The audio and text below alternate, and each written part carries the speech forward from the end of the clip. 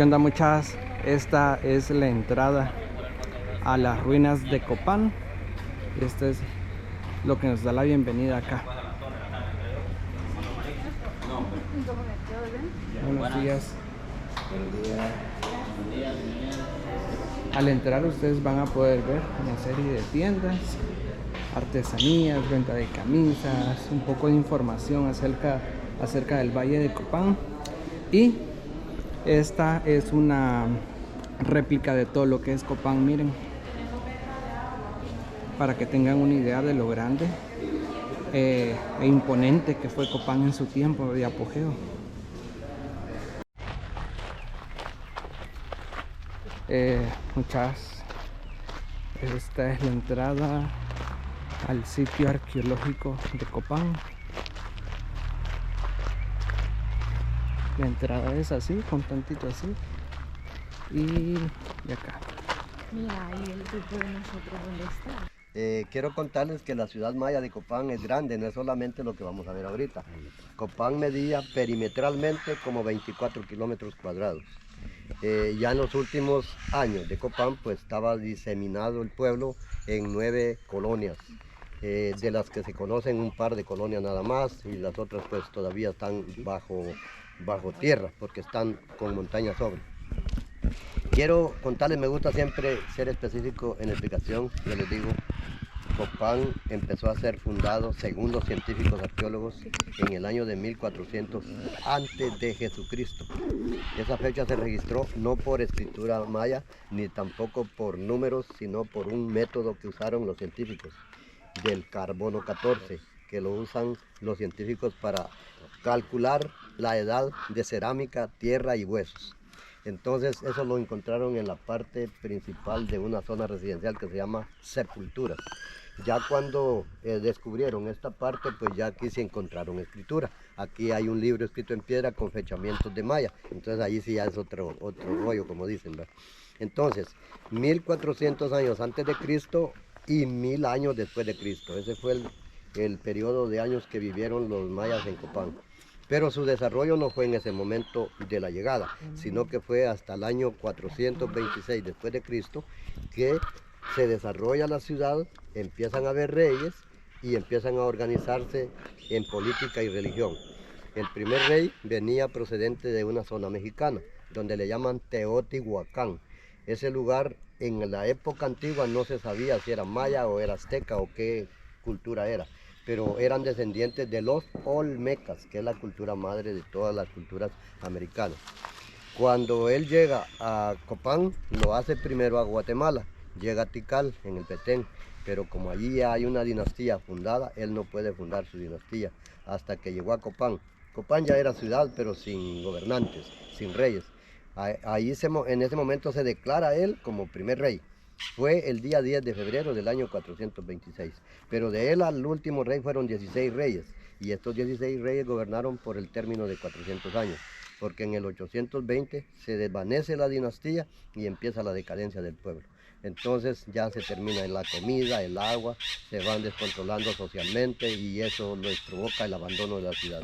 Mucha gente murió, pero la que sobrevivió salieron de regreso a México. Por eso en la zona de la península de Yucatán apareció Chichén Itzá, Tulum, Umán, Mayapán, Riobec, que son partes de la evolución de allá con el abandono de Copán y el abandono de Palenque. Bueno, Copán queda abandonado casi por 600 años, hasta que llegó un español que se llamaba Diego García de Palacios.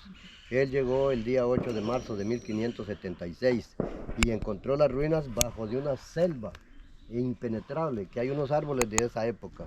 Hay unos árboles que tienen como sus 800, 900 años sobre las pirámides, que son parte de los que nacieron después de que se abandonó el pueblo, ¿verdad?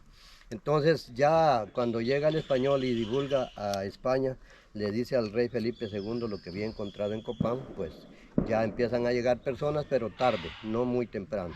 Como unos 50 años después de haberse encontrado las ruinas, llegó el primer grupo de españoles. Pero recordemos que los españoles a América llegaron a buscar las riquezas de metales que había, a buscar el oro y la plata. Pero como Copán no tenía oro ni plata, solo tenía jade, pedernales, conchas de mar, cerámicas bien finas, eso era lo que tenía, por eso no los importó. Volvieron a dejar abandonado casi por 200 años. Hasta por el año 1834 se empezaron a hacer algunos estudios, pero más bien saqueos, no eran estudios. Ya los estudios científicos de Copán empezaron en 1891, con la llegada de la Universidad de Harvard de los Estados Unidos, empezaron a estudiar. De ahí para acá pues ya no se ha parado mucho, solo por temporada se paran los estudios, pero ya ahora sabemos que esta fue una ciudad muy importante.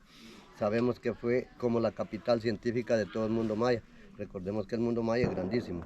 Ahora ya se descubrió que el mundo maya abarca 324.000 kilómetros cuadrados entre 5 países: México, Belice, Guatemala, El Salvador y Honduras. Esos son los países que tuvieron cultura maya, porque ya Nicaragua, Costa Rica, para allá, tuvieron otros grupos culturales, pero con otros nombres, como los chibchas, los incas, los guaraníes, los mapuches, que eran ya para Sudamérica. Pero los mayas estuvieron solo en Mesoamérica, desde la península de Yucatán hasta la parte de Nicoya en Costa Rica, es Mesoamérica. Pero allá en Nicoya no hay mayas, sino que solo abarca el territorio, pero menos la cultura. Entonces, hasta acá llegaron como cultura desarrollada, ¿va? Entonces, ya ahorita vamos a ir a ver dónde estuvieron los grandes sacerdotes, los grandes astrónomos y dónde realizaban sus, podríamos decir, sus rituales, ¿va? Eso es lo que vamos a ver ahorita. Entonces nos podemos ir acá. Este templo es el número 8, pero ¿cuántos edificios se encontraron en Copán? Estructurado. Cuando se hicieron estudios estadísticos, porque se usa una estadística para los monumentos, ¿va? Yo anduve con un arqueólogo que se llama don William Fash, de la Universidad de Harvard de Estados Unidos, en el año 92, 93, haciendo una estadística de montículos como este, y logramos contabilizar como 4.800. Entre los que son más grandes como este eran templos, los que son más bajitos así como ahí eran unas residencias o palacios reales, y las más pequeñas pues eran como casas de menor magnitud. Pero este estaba relacionado con los rituales a la muerte, por eso aquí aparece una calavera. Esta es una piedra, ¿va? No es una calavera de hueso, sino que es tallada en piedra, pero representando símbolos de una calavera o cráneos, símbolos muertos. Por eso dicen que estaba dedicado al rito oculto a la muerte. Ya el otro templo sí, ese se llama Templo 11, que es el templo astronómico, el observatorio que tenían los sabios. Ahí nació ese árbol que les digo yo que lo vio Diego García todavía cuando vino por primera vez a Copán. Él le describió ese árbol al rey Felipe II. Le dice él, como ellos tienen una palabra así como de respeto, ¿verdad? Cuando le hablan a uno de esos grandes soberanos reyes, le dice: a su majestad yo le comunico que en el valle que se llama Copán encontré montañas artificiales que están cubiertas con árboles que no son capaces 3 o 4 hombres de abarcarlos. Son esos árboles, este y otro que está sobre el templo. Ceiba. Son ceibas, ajá. Estas son las raíces, mira. El árbol sagrado. Enormes raíces. El árbol de la ceiba era considerado sagrado para ellos porque tenía la representación de los 3 mundos. Estas eran las conductoras al inframundo de los muertos, pero el tronco doble era el mundo natural, la fortaleza natural, y las ramas era el cielo. Entonces decía cielo, tierra e inframundo, porque decían ellos, los muertos cuando morían bajaban por las raíces a la profundidad de la tierra, pero cuando salían del inframundo iban a descansar a las ramas del árbol, como el cielo. ¿Cuántos años tiene ese árbol? No tenemos edad exacta porque no podemos contar los años porque tendríamos que votarlo según algunos biólogos, pero así por cálculo aproximado llega a tener sus 800 o 900 años.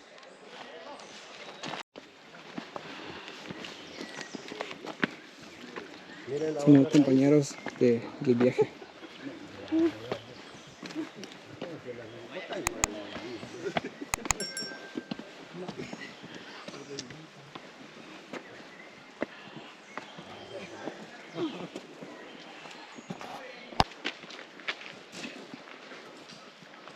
Miren qué belleza. A este lugar se le conoce como Acrópolis, todo lo que vemos alto, pero es una palabra que se la puso un arqueólogo de Noruega. Él se llamaba don Gustavo Strömvik. Como él es uno de los primeros que llegaron, pero ya con carácter de restauradores. A él le acompañaba una artista que se llamaba Tatiana Proskurakov, una ruso-americana. Ella se encargaba de hacer los primeros planos, los primeros dibujos del valle, y él se encargaba de hacer algunas restauraciones. Cuando ya visitó Copán, él ya había visitado a los griegos y había visto las acrópolis griegas, entonces dijo, esta es una acrópolis maya. La acrópolis de Copán está formada por los templos más altos. Número 11, ese es el observatorio de astronomía. En la parte más elevada se sentaban los grandes sabios astrónomos para poderse dirigir con las estrellas y la luna en la noche y con el sol en el día, para corregir el tiempo y así hacer la corrección del calendario. Ahora, el otro templo que vemos al este es conocido como templo de la guerra, la muerte, los sacrificios, porque también estaba llena de calaveras simbolizando la muerte. Pero a este lugar, como no llegaba al pueblo comúnmente, solo llegaba la nobleza, las ceremonias que aquí celebraban eran de carácter privado y podían hacerlo como de autosacrificios, sacrificios de animales y hacer simulacros como de los tres mundos. Porque ya les decía, lo mismo que se creía en el árbol de ceiba, aquí ellos lo figuraban en los templos. Esto que vemos acá se llama el inframundo acuático. La mitad del templo es el mundo natural y la parte donde se sentaban los sabios era el mundo celestial. Ahí estaban los grandes sabios. Ahora, tiene unas ventanas que eran para colocar ofrendas, pero al final se destruyeron 5 ventanas, porque eran 13. Esas 13 están relacionadas con los 13 niveles celestiales, ya que para ellos, en su mitología, en la creencia mitológica, el mundo de los muertos estaba dividido en 9 niveles y el mundo de los dioses del cielo estaba en 13. Por eso el número 13 era muy interesante para ellos. El número 9 era un poco malo para ellos. Porque el 9º nivel, abajo del primero que está en la superficie, era el reino de los demonios. Se llamaba Xibalbá. Xibalbá es el mero lugar donde está Satanás. Y por eso decían que cuando bajaba un espíritu a ese lugar era como llegar al infierno. Entonces, por eso decían inframundo, tierra y cielo. Ahora, las gradas son cortas porque no venía mucha gente. Y tiene simbolismo de agua a la plaza, ¿verdad? Porque los 3 altares cuadrados que están en el centro tienen el símbolo de una flor que se le llamamos nenúfar o lirio acuático. Y allí tenemos una cabeza de cocodrilo tallada en piedra, que es la que está ahí, ¿verdad? Entonces allá al pie del árbol hay otra cabeza de cocodrilo. Pero enfrente de las ventanas, atrás de ese señor que le llamamos el dios del viento, están 3 piedras largas que simbolizan caracoles marinos. Entonces todo tiene una tendencia de simbolismo del agua del mar. Eso sí, debajo de acá donde estamos nosotros hay 5 niveles más bajos, porque los mayas tenían una tradición que cuando había un cambio de rey, moría uno, ¿verdad? Venía el nuevo rey. Entonces, de las cosas que había hecho el anterior, destruía algunas y hacía nuevas sobre el pedazo de lo viejo. Por eso bajo de aquella pirámide, en aquella puerta de metal, 25 metros adentro, está el gran templo Rosalila. Es un templo descubierto en 1989 por un arqueólogo hondureño. Este se puede visitar una partecita, pero es bastante cariñosita la entrada, vale como $15 la entrada al túnel. Se ven dos túneles, ¿verdad? Pero en el museo ustedes pueden ver la réplica y es más cómoda porque ahí vale como $5 para entrar. Entonces la réplica se ve alrededor, a escala, no está ni más ni menos. Está igual que como está el original allí. Y bajo el templo Rosalila está otro que se llama Margarita. Le pusieron ese nombre de Margarita porque tiene colores de una flor. Tiene color amarillento, color verde y color rojo también, como una flor. Y en ese templo Margarita se encontraron 2 tumbas. Bueno, en 2 niveles que tiene el templo. En el nivel más alto del templo Margarita estaba la tumba de la reina roja de Copán. ¿Quién era la reina roja? La esposa del primer rey, la esposa de Jacques Comeau. Y unos metros abajo está la tumba de él. Nada más que ya no están los restos. Yo les explico que estaban allí porque ahí los encontramos en el 90-91, encontramos los restos allí, ¿va? Pero ya se sacaron porque aquí no se puede dejar nada, siempre hay mano peluda, como dicen, que quiera llevarse las cosas. Entonces la tumba de la reina quiso ser violentada en el año de 1998 el año del huracán Mitch. Quisieron hacer un robo, entonces por eso mejor sacaron todos los restos, están en un centro de investigaciones por allá que se llama el CRIA. Allí hay un montón, pero como es privado, allí quienes cuidan ese edificio son los militares ahora en día, porque para que no haya alguien que vaya a entrar a saquear de noche. Entonces, pero así, sucesivamente, todo esto está lleno de un laberinto de túneles, pero los túneles, quiero que lo sepan, no son túneles de malla. Hay gente que como no ha trabajado aquí ni sabe cómo es el proceso, les puede decir a ustedes, no, si ese túnel es de malla.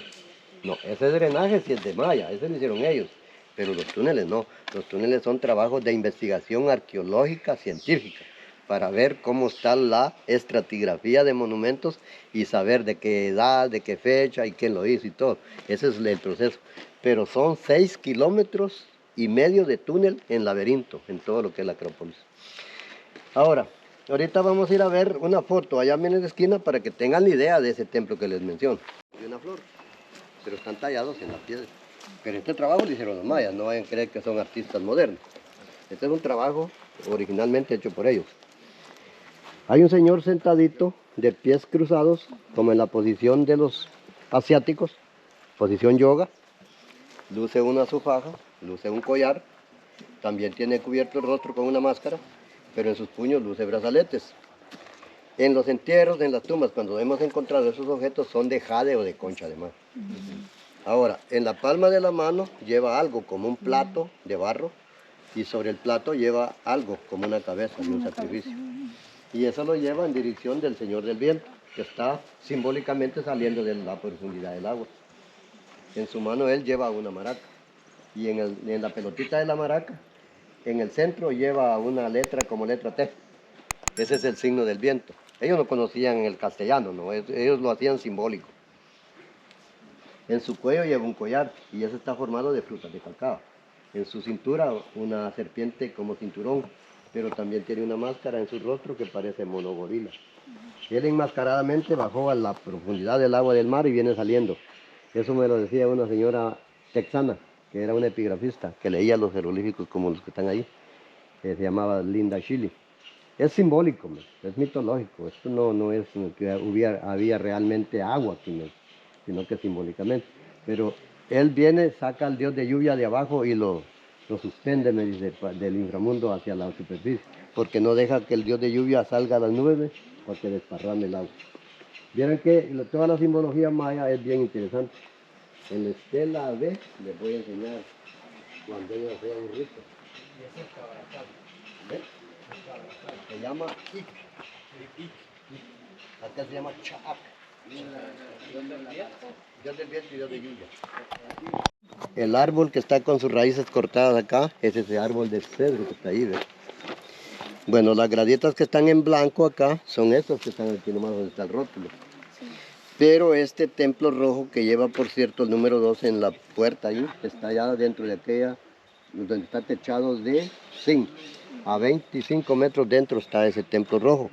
Se llama Rosa Lila por el color que conserva, no porque el nombre maya pudo haber sido otro. Según decía Linda, el nombre del templo en maya era Bukukakish, que significa templo de 7 pájaros. Entonces, pero aquí lo que sobresale en este templo es la decoración de la serpiente de 2 cabezas. Pero aquí tiene manitos de cocodrilo, hay una combinación de 2 reptiles, serpiente y cocodrilo. Pero en medio, la serpiente de 2 cabezas y saliendo de cada boca de la serpiente es la máscara del sol, aquí está el sol. Y abajo, pájaros volando, guacamayos, que también sale el sol de la boca de ellos.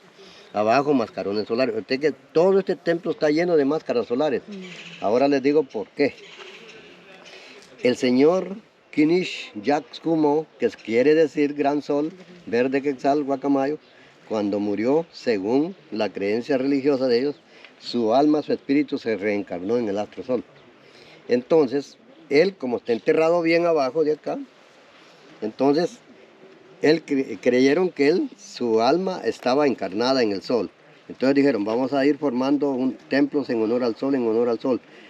Por eso el templo Rosa Lila quiere decir montaña sagrada en honor al gran rey sol.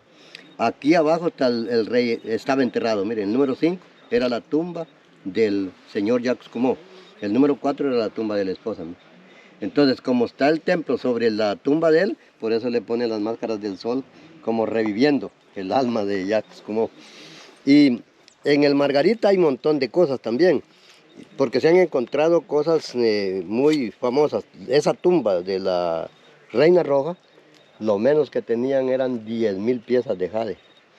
Y tenía un collar como de 20 metros, que ese no era para colocárselo ella así en su cuerpo, porque ellos eran bien chaparritos, unos 55, unos 60 a lo máximo de altura.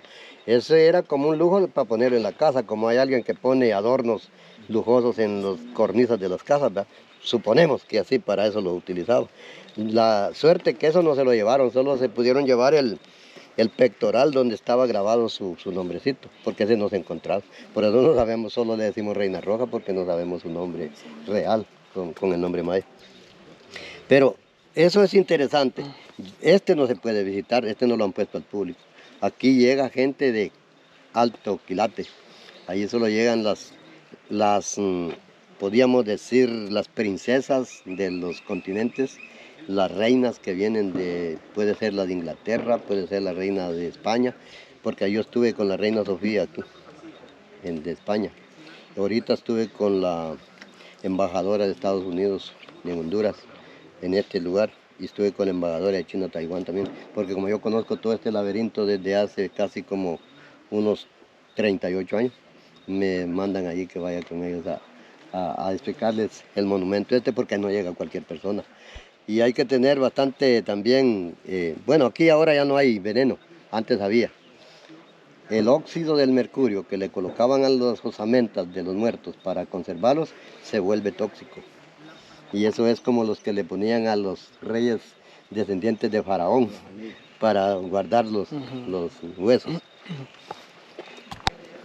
Ahora, este es el rey número 11 de la dinastía Copaneca, pero esta es una réplica. La original está en el museo.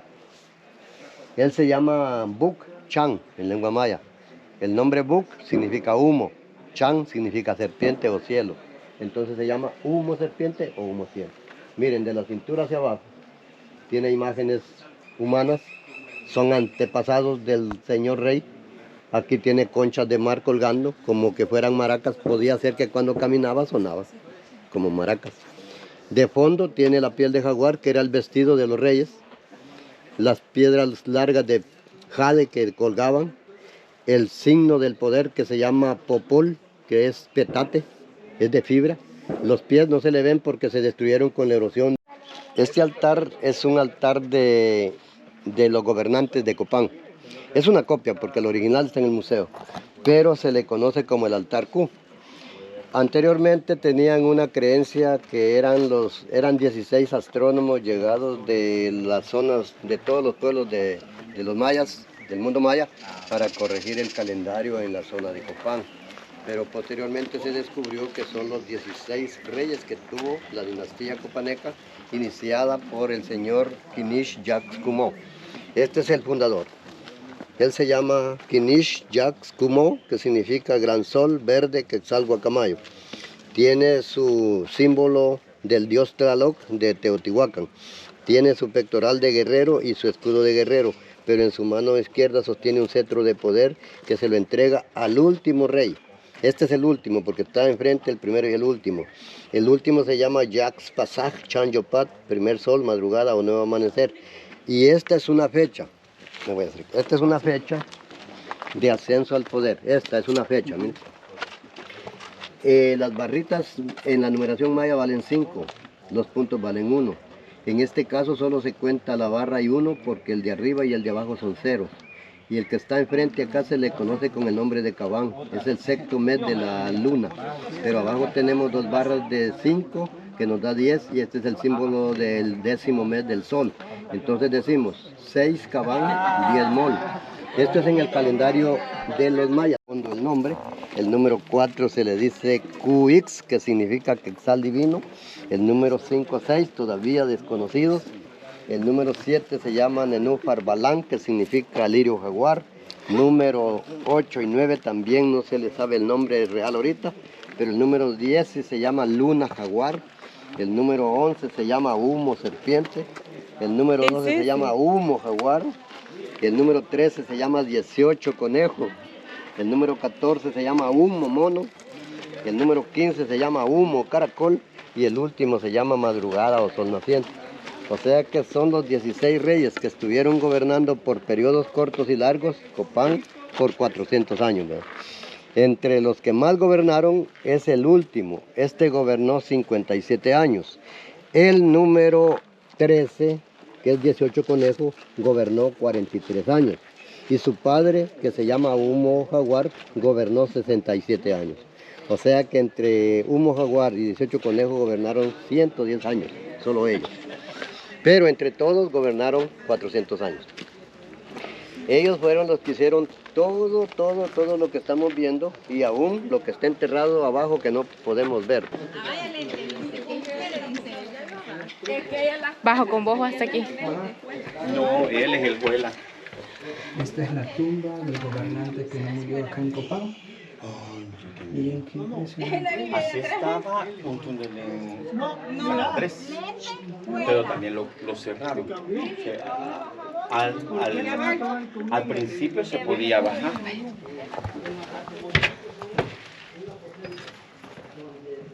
¿Ya entraron ahí? ¿Qué hay ahí? Ya está el hermano de la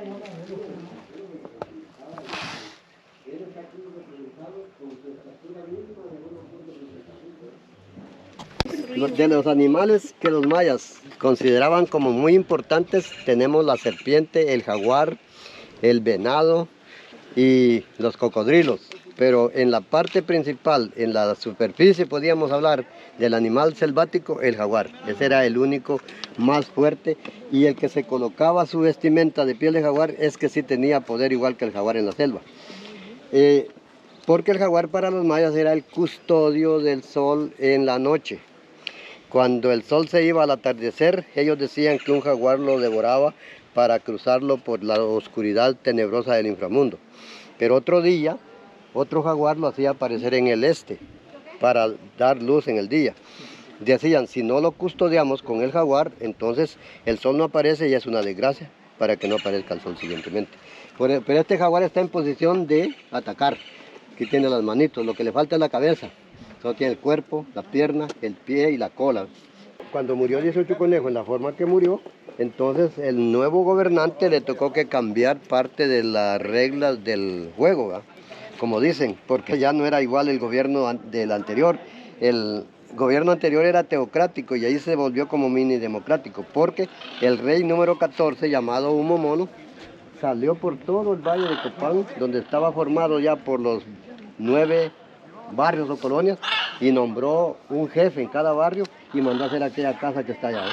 La que está delante del árbol se llama casa política, la casa de los petates, Popolná, así se llama, Popolná.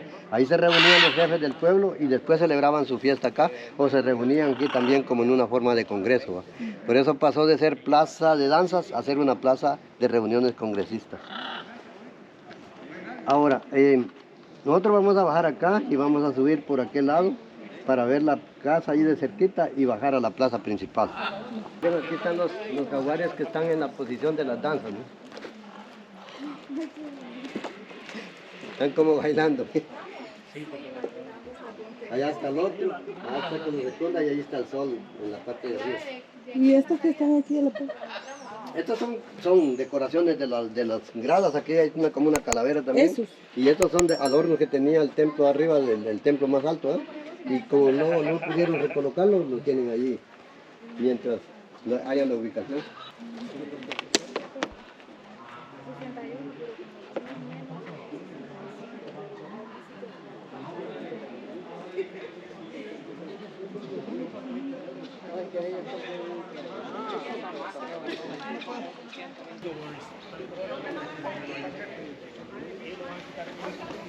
Ahorita vamos a seguir escuchando al guía, que está muy interesante.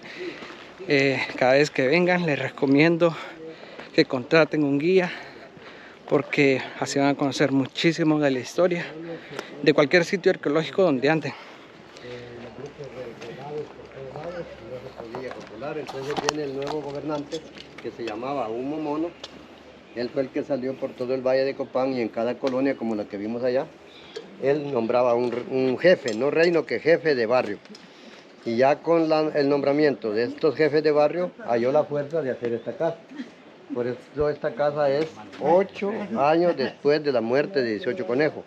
La mandó construir el señor Humo Mono, para que todos esos jefes que él nombró en los barrios se reunieran con él acá como que hubiera sido un congreso o un parlamento. Después de que ellos se reunían acá, salían a celebrar sus reuniones en la Plaza Mayor, ahí, en esta plaza donde está la Plaza de Caguara. O sea, que aquí tramaban que era lo que iban a ir. Exactamente, como quien dice, a acuerdos internos para acordarlo ya en común allá con la gente, pero siempre de la nobleza. Entonces, O sea, que eran bien organizados. en cada petate, sobre cada petate había un representante, la foto de un representante. Por eso, si alguno va al museo del pueblo, de ahí del Museo de Escultura, ahí van a ver una parte de esta casa con algunos de los representantes de los barrios. Ahora, lo de abajo es meramente original. La parte de arriba pues ya tiene una restauración, pero lo de abajo no se ha tocado, solo que se limpió. Aquella parte de piedra que está allá es parte del techo de este monumento, porque nosotros lo movimos cuando estábamos moviendo el montículo. Este era un montículo así formado solo como ver aquello así, y se estudió, se movió la piedra que estaba alborotada y se fue encontrando todos esos muros. Por eso, de la mitad de cada muro para abajo es original, así que no se ha movido, pero para arriba sí ya se restauró porque estaba alborotado. Eso es lo que aparece en estos billetes, miren. En el billete de una empira de nuestra moneda. Aquí está la escalinata que está cubierta allí, el juego de pelota que está en el centro y una de las estelas del soberano 18 Conejo, miren. Ese es el juego de pelota. Ajá, el que está en medio de los templos. Es el campo de pelota. Y está la escalinata cuando no tiene la carpa y está también la estela de 18 Conejo, la estela A. Ya toda esa parte sí era para el pueblo. Allí ya no había sección de personas, porque se reunía toda la cantidad. Dicen que Copán llegó a tener como unos 35,000 habitantes. Dicen, ¿verdad? ¿Cuántos? Sí, unos 35,000 habitantes. Bueno, yo digo que en mi manera de pensar digo que eran quizás más, porque para mover todo este montón de material para hacer templos, casas, y unos la sacaban de la cantera, otros la trasladaban, y otros la labraban y otros la colocaban, no eran los mismos, sino que cada quien con su campo de trabajo. Entonces digo yo que era un poco más, pero bueno, eso es lo que se calcula, 35,000 personas viviendo en el Valle de Copán. Ya que aquí se sentaría, todo eso estaría lleno de gente, todas esas gradas estarían llenas de gente cuando estaban jugando pelota. Y cuando en la escalinata estaban rindiendo culto a los ancestros, porque esa escalinata, además de que es un libro escrito en piedra de la historia dinástica de Copán, también es un santuario para rendir culto a ellos. Ahí hacían ceremonias en honor a los que ya habían muerto, en honor a toda la familia real que había gobernado. La escalinata la terminó de hacer el rey número 15 porque la empezó a hacer 18 Conejo, pero como él murió en una forma así trágica, pues, entonces ya el que vino después solo hizo la casa política. Ya hasta que vino el hijo del que hizo la casa política la terminó de hacer. Y va poniendo toda la historia de arriba para abajo y escribiendo de izquierda a derecha como cualquiera escribe en un libro, ¿sí? Porque el periodo de la cultura maya fueron 3 periodos. Periodo preclásico, clásico y posclásico. En el preclásico es como cuando un niño empieza a gatear. El clásico es cuando ya llega a los 15 años y evoluciona a los 20, 25. Ese es el clásico. Todo mundo cuando está en esa edad es la época de oro quizás. Pero ya el posclásico es cuando llega de 30 a 35 para allá. Ya va para el posclásico, el final. Entonces así empezó la cultura maya también. Preclásico, clásico y posclásico. En el clásico hubieron 6 capitales que tenían alianza. Tikal, Palenque, Yaxchilán, Quiriguá, Cobá, Calakmul y Copán. Como 6, 7. Entonces ellos tenían relación comercial porque se traían productos de un lugar acá y de aquí se llevaban otros, se intercambiaban. No había la forma de pagar con moneda metálica. Se manejaron en un tiempo así, Copán con Quiriguá. Cuando estaba Humo Jaguar, el señor que vivió más y que gobernó más todo era una sola alianza. Pero cuando murió Humo Jaguar y tomó posesión 18 Conejo, ya las cosas no iban a seguir igual, porque allá también ya no era el mismo rey que estaba. Allá era otro nuevo rey, descendiente del que estuvo anterior allá, pero él ya cambió la forma, que no quería quizás tener alianzas ni nada, y cuando 18 Conejo llegó para hacer una forma de trueque entre el jade que producían allá y el cacao que iba de acá, él no quiso ya seguir porque le tocaba pagar muchos tributos. Entonces lo que hace es traicionarlo. Llegó él en forma pacífica y lo capturó. Lo capturó, lo puso prisionero y lo mandó decapitar con sus guerreros. Él murió el día 3 de mayo, ya va a cumplir años. El día 3 de mayo del año 738 murió él decapitado allá.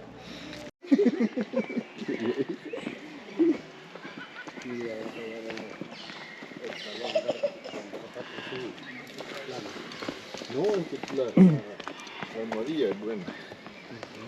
Entonces no. Los compañeros del trip.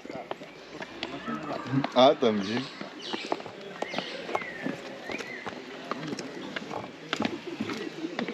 El causante de mi vagancia.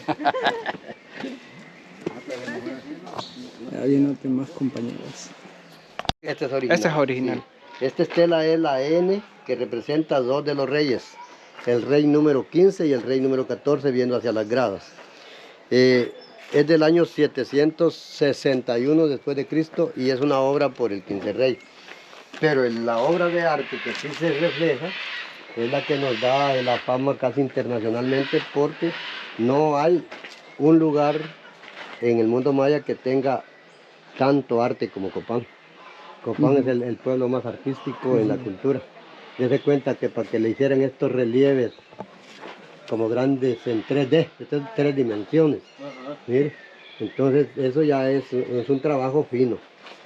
Aquí se pueden ver unas deidades que van saliendo como del inframundo y subiendo hacia arriba.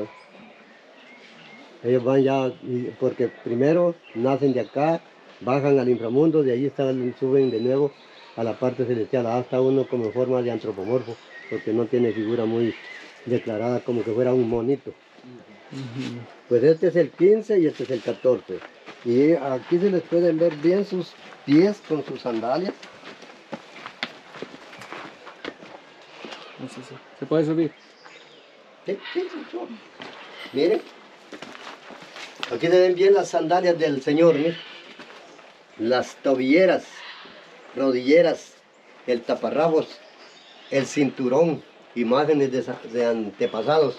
Estas son frutas de cacao, caracoles, los brazaletes que tienen sus puños, el cetro de poder es la serpiente de 2 cabezas, luciendo un collar que era de jade, también el pelo largo, los aritos, las orejeras y los ojos chinos, ¿ves? Y tiene sobre la cabeza un penacho que representa la boca de un cocodrilo y el símbolo de la sabiduría arriba. O sea que esto es una forma barroca.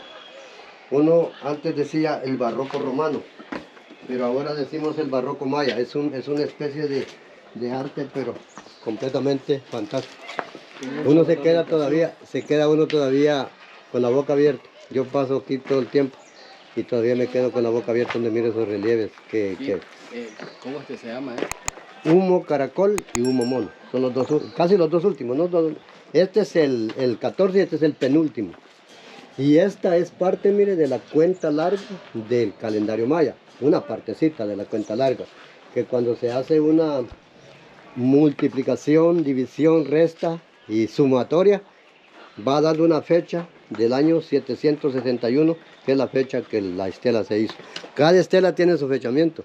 Y eso ya está escrito, no es como les decía que cuando se hizo un análisis solamente por un método carbono 14. Aquí ya se pueden sacar fechamientos por la relación del calendario. Porque en los años de 1975, los arqueólogos de la Universidad de Harvard hicieron un estudio abajo de acá. Ya habían restaurado esto, porque esto ya estaba restaurado. Esta fue restaurada entre los años 34 y 36.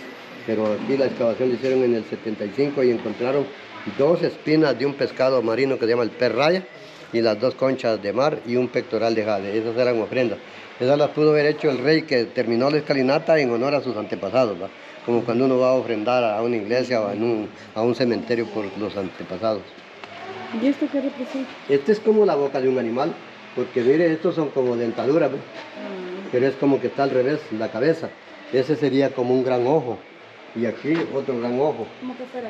Como que fuera la frente del animal que está así para abajo. Y como que fuera una boca grande, toda la escalinata, y que la parte inferior estuviera arriba por donde están ellos. Y que esos colochos, para algunos son colmillos. Pero ya en otras interpretaciones, como hay tanto intérprete, unos dicen que es una gran boca de serpiente la que forma toda la escalinata. Pero otros que es un cuerpo de 100 pies, de ese insecto que tiene muchos piecitos. Otros que tenía formaciones también de una mariposa. Bueno, hay muchas interpretaciones y cada uno la interpreta a su manera. Que tiene mucha simbología, claro que sí, porque la primera parte de simbología es que es una gran boca de serpiente. Pero la tercera coincide con los pies del cempiés, mira, ahí, ¿no? Ambos lados están todos esos pies así, hasta arriba, así. Como que fueran los pies que tiene a los lados del cuerpo. Pero los ojos parece ser ojos de cempiés también, pero aquí lo que tenía en esta parte, como es la forma de la cabeza al revés, una cresta como la que tienen las mariposas cuando están chupando flor, que le hacen una antenita que tiene así. Y las paredes no son iguales. Sí. Las paredes del campo de Chichén Itzá son verticales. Y allá arriba habían unos anillos, hay los anillos donde pasaban la pelota. Copán no tiene anillos, solo tiene cabezas de guacamayo como marcadores del juego. Son 3 cabezas de guacamayo allá, 3 cabezas de guacamayo allá, y jugadores eran 5 por equipo. Cada templo eran los vestidores. Un equipo se vestía acá, el otro allá, y ahí bajaban a jugar y se distribuían así. 5, 5. La pelota la tenían que tener en movimiento de este a oeste. Y solamente tenían que jugar con la rodilla, con la cadera y los codos. Con esos movimientos tenían que chocar la pelota, que era de caucho, no era de piedra como me decían a mí cuando estaba chiquitito. Era de un material fuerte, duro, pesado, pero no de piedra. La lanzaban y pegaban en las cabezas. Cuando pegaba era como hacer un punto. Cuando caía abajo perdían los puntos y perdían el honor. Porque este juego no era un deporte ni era un fútbol. Era un rito ceremonial religioso, donde competía el bien contra el mal. Los dioses del inframundo que estaban abajo del campo con los dioses del cielo que eran los dioses buenos. Entonces la competencia no era un fútbol de ganar por goles ni nada, no, que era una competencia del bien y del mal. No se sabe exactamente, en eso yo me gusta quedar específicamente claro y decirles claro, no se sabe exactamente quién era el sacrificado, sino que por lógica y por teorías se piensa que era el capitán del equipo ganador el que se sacrificaba. Porque en la época de la historia del Popol Vuh se menciona que los gemelos Junampú y Balanqué, que fueron los primeros inventores del juego de pelota, fueron invitados por los señores de Xibalbá para que fueran a jugar con ellos, porque nadie podía jugar como ellos, ni nadie nunca había inventado el juego. Y por derrotarlos en el juego de pelota, los sacrificaron, pero con una trampa. Les pusieron una trampa y la trampa ya no la pudieron vencer los gemelos y fueron decapitados. Por eso, en la combinación de la historia, es que por ver derrotado a los señores del mal, los gemelos fueron sacrificados. Y ahora la otra es que uno de los españoles que visitaron Chichén Itzá en la parte de Yucatán, en el año de 1519, antes de venir aquí los españoles, llegaron allá 2 sacerdotes. Uno se llamaba Diego de Landa y el otro se llamaba Bernardino de Sahagún. Ellos dos querían evangelizar a los yucatecos y directamente no pudieron y lograron ver cómo jugaban la pelota. Y ellos dan fe que al que más veces pasaba por el aro la pelota era el que agarraban en sacrificio y lo llevaban a un pozo sagrado que le llamaban el cenote, los cenotes sagrados, a sumergirlo en el agua cristalina y después lo sacrificaba. Pues miren, aquí donde estamos ahorita se llama la plaza principal, la plaza de Estelas, la plaza del pueblo, plaza comercial, plaza pública, pero también se le llama la plaza de 18 conejos. ¿Por qué razón? Porque aunque él la hizo con todo el campo de pelota, las primeras gradas de la escalinata y toda la plaza, pero aquí está representado él en 7 veces. Miren, en la estela A, que es la que aparece en el billete de una empira, está como rey. En esta que lo vemos acá, que tiene número 4, tiene atuendo de atleta, como un deportista, como un jugador de pelota. El estela B tiene un símbolo de montaña sagrada, hasta la planta del maíz, las guacamayas, y ahí tiene la representación del dios de la lluvia. Y en la estela D tiene representación de astronomía, como símbolos de observadores astronómicos. En la estela C aparece con su padre, él cuando muere, y el padre cuando muere y él cuando toma el poder. Y enfrente tiene un altar que es una tortuga representativa del mundo, el inframundo y la parte de la salida del espíritu del inframundo, del señor Humo Jaguar. En la estela F aparece como gran guerrero y en la estela H aparece como gran dios del maíz, como un sacerdote representando el dios del maíz. Él fue uno de los grandes soberanos que se demostró en todas las funciones que él tenía en su vida política, religiosa y administrativa. Todos sus papeles. Ahora, aquí tenemos la famosa piedra del sacrificio humano, según lo que nos contaba Diego de Landa en los altares que él vio en Chichén Itzá. Entonces, aquí, según después de todo el protocolo del fuego de pelota, al individuo que lo habían preparado ya para sacrificarlo, lo traían, le colocaban la cabeza sobre este agujero, los pies colgando hacia el este, los brazos al oeste, bajaba un encargado de lo alto del templo con un códice escrito en pinturas, le leía parte de esa escritura, después le hundía un cuchillo en la aorta y la sangre corría por los canalitos para que caera en la tierra y fertilizara la tierra. Pero algunas partículas de la sangre que quedaban colgando como que se secaban en el transcurso de que iban a caer al suelo, se secaban y las recogían en vasijas y las llevaban a un incensario con fuego para quemarla juntamente con incienso. Eso lo podían hacer en lo alto del templo en un altar como este. El humo aromático que salía de allí era como la comunicación espiritual con los dioses. Ese era el protocolo más grande que podían tener en la forma del sacrificio humano. Ahora, como les decía, ¿qué fue lo que les decía que practicaban ellos en el juego de pelota? ¿Se recuerdan? Exacto. Que lo que practicaban en el juego de pelota no era deporte ni fútbol, era una ceremonia religiosa, el bien y el mal. Entonces, ¿qué es lo que está representado aquí? El bien y el mal. El bien y el mal, que se conoce como el yin y el yang. La numeración maya, como decimos, son barras y puntos. 5, 10, 15, más 3 puntos, 18. Y la cabeza del animalito, que no parece conejo, yo critico, porque la oreja es chiquitita. La frente es como frente de conejo, el ojo y la nariz también, pero la oreja es chiquita. Más parece de esas guatusas que andan en el bosque. Pero el nombre en maya es cahuil y por eso le dicen 18 cahuil o 18 conejos. En lengua maya dice así, Huachac Lajún Uba Cahuil, 18 conejos. Ya. Ok, aquí estamos enfrente de la estela B, que es una de las representaciones de 18 conejos, ya que hablábamos que todas estas estelas que están en la plaza principal lo representan a él, con excepción de la que está afuera que representa al lirio jaguar. Pero esta tiene un atuendo como que estuviera en un lugar sagrado, porque él también puede presentar sus sandalias, sus tobilleras, sus rodilleras, y tiene un cinturón lleno de adornos, sus brazaletes, su cetro de poder, tiene sus aritos, sus orejeras, y tiene un tocoyal, que ese es un signo de nobleza. También tiene la representación como de corona y de la planta sagrada del maíz, con el dios del maíz. También tiene cabezas de guacamayo como adorno y los símbolos del agua en la parte superior. En este momento él está haciendo un rito como para demostrar su grandeza y también elevar rituales en honor a la lluvia y al maíz. Este era uno de los paladines de los reyes de Copán, el más mencionado, el más sonado, el más popular, el que más hizo cosas en Copán, el que fue innovador de todo. O sea que a él se le debe el arte, la escritura también, parte de la escritura, parte de la astronomía, de la matemática, de todo lo que él hizo en gran avance de Copán. Por eso, en este momento que estamos despidiendo uno de los... de las explicaciones con los hermanos del Salvador, pues entonces queremos hacer una invitación general a todos los países del mundo que visiten Copán, que es un pintoresco lugar, que es un paraíso cultural y que nos han dejado los mayas en Copán, un legado muy especial para que todos nos visiten.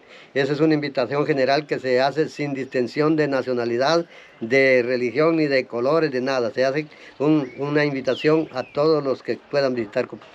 Viajeros, mi visita por las ruinas de Copán ha culminado y como ya lo dijo nuestro guía Aguayo, les hacemos la atenta invitación para que vengan y conozcan y se maravillen de esta ruina o de este sitio arqueológico. Yo sé que les va a encantar, hay mucha historia por conocer de todos los gobernantes que hubieron en este lugar.